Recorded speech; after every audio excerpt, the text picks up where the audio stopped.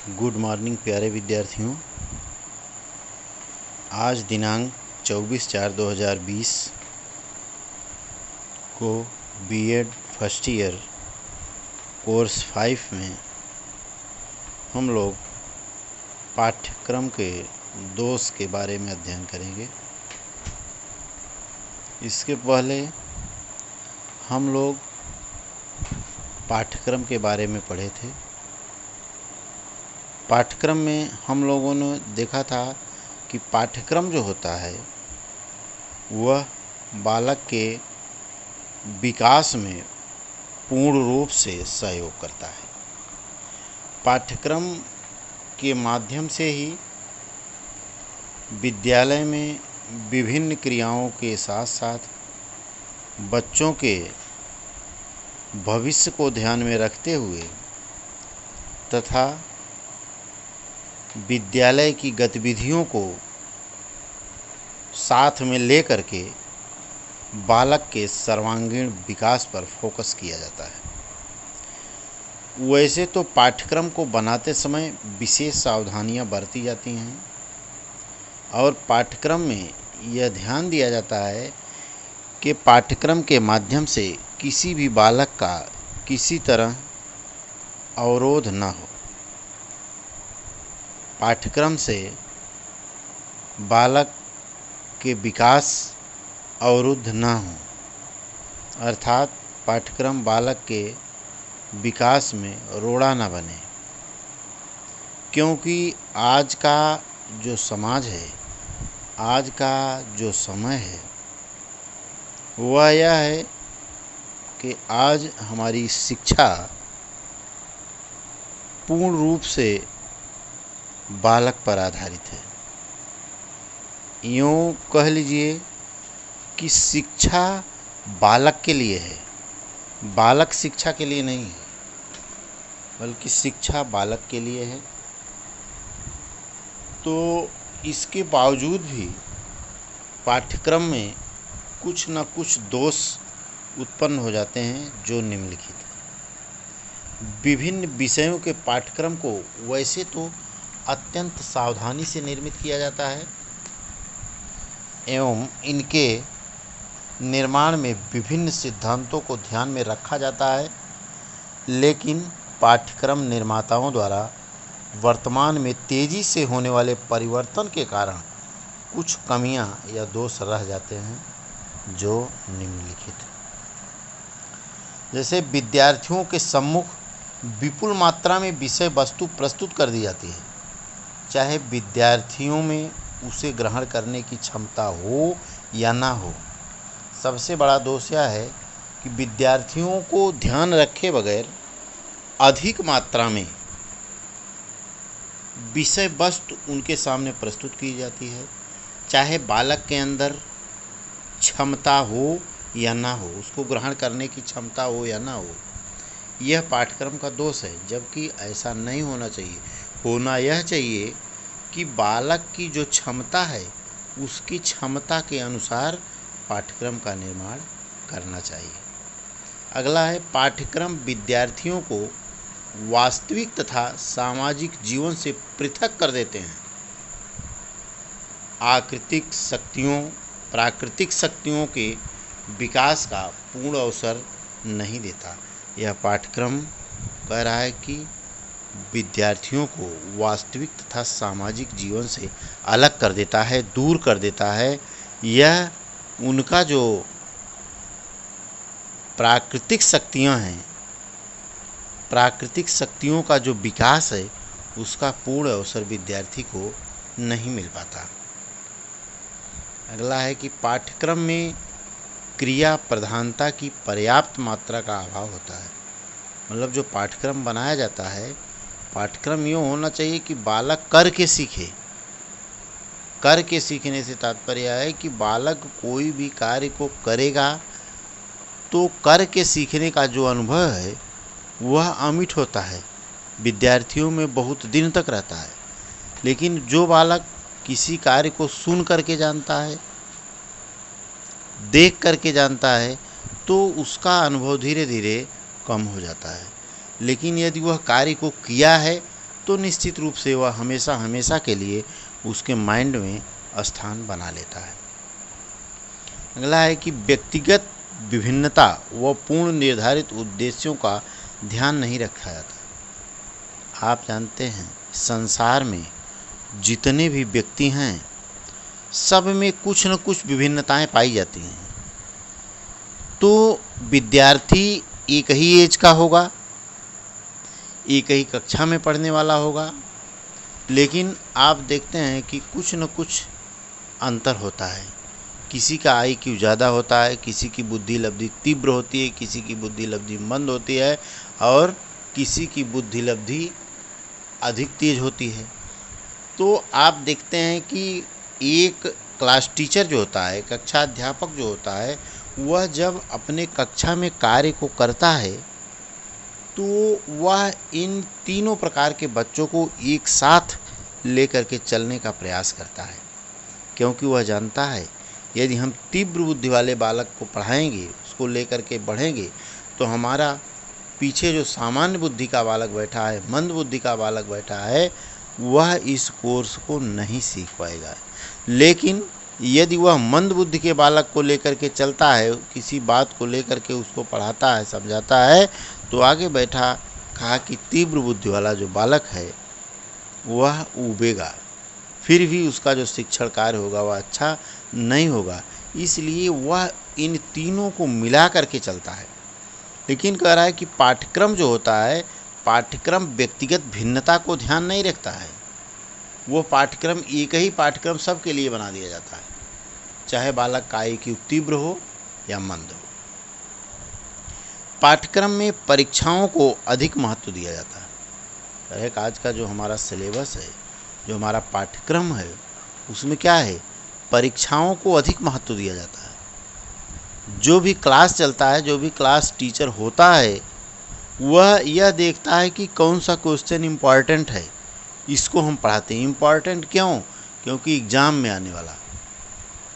जबकि शिक्षा का यह मतलब नहीं है कि किसी विद्यार्थी को एग्ज़ाम पास करा देना, अच्छे नंबर से वह एग्ज़ाम पास हो जाए, यही शिक्षा नहीं है। शिक्षा बालक इसलिए अध्ययन करता है, कहा भी गया है कि शिक्षा जो है वो बालक का सर्वांगीण विकास है। शिक्षा के माध्यम से बालक का सर्वांगीण विकास होता है। लेकिन पाठ्यक्रम जो बनाया जाता है वह पाठ्यक्रम परीक्षाओं को अधिक महत्व दिया गया है।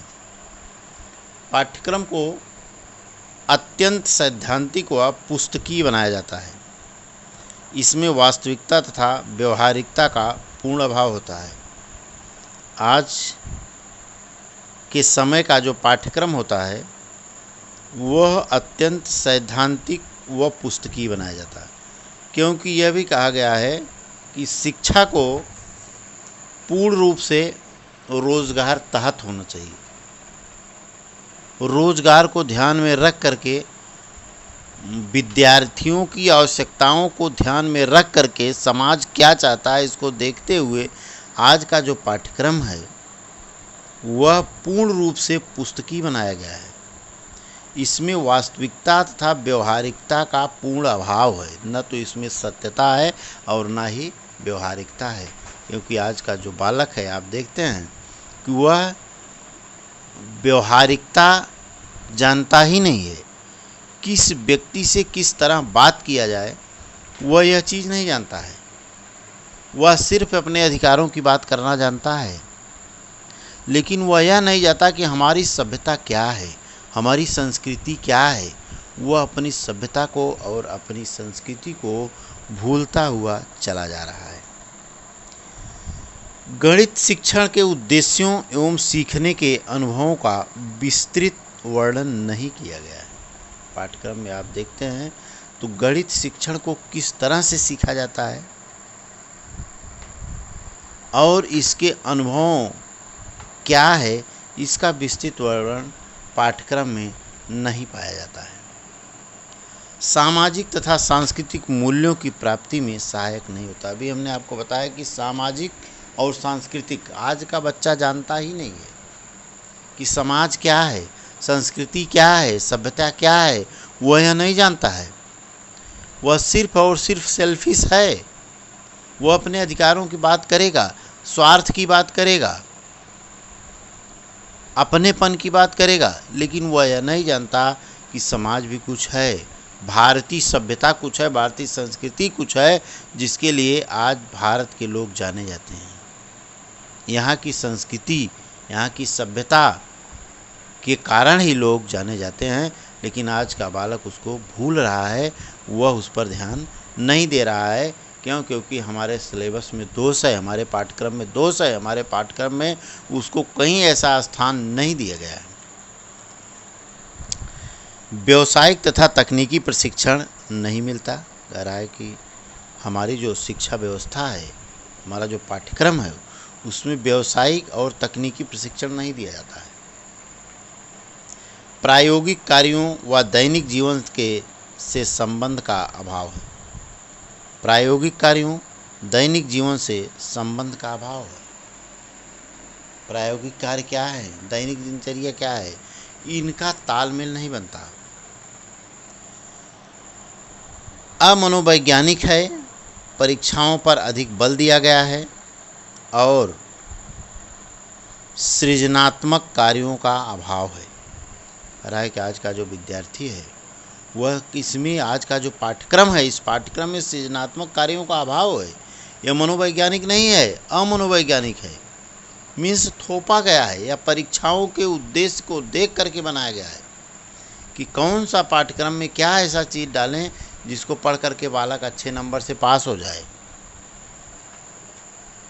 पाठ्यक्रम अमनोवैज्ञानिक, व्यावसायिक व तकनीकी प्रशिक्षण के अभाव से युक्त है। कह रहा है कि पाठ्यक्रम में आप देखेंगे तो यह अमनोवैज्ञानिकता, व्यावसायिक व तकनीकी प्रशिक्षण के अभाव से युक्त है। इस सब में नहीं है, मनोवैज्ञानिक नहीं है, यह व्यवसाय इसमें नहीं है, तकनीकी प्रशिक्षण नहीं है।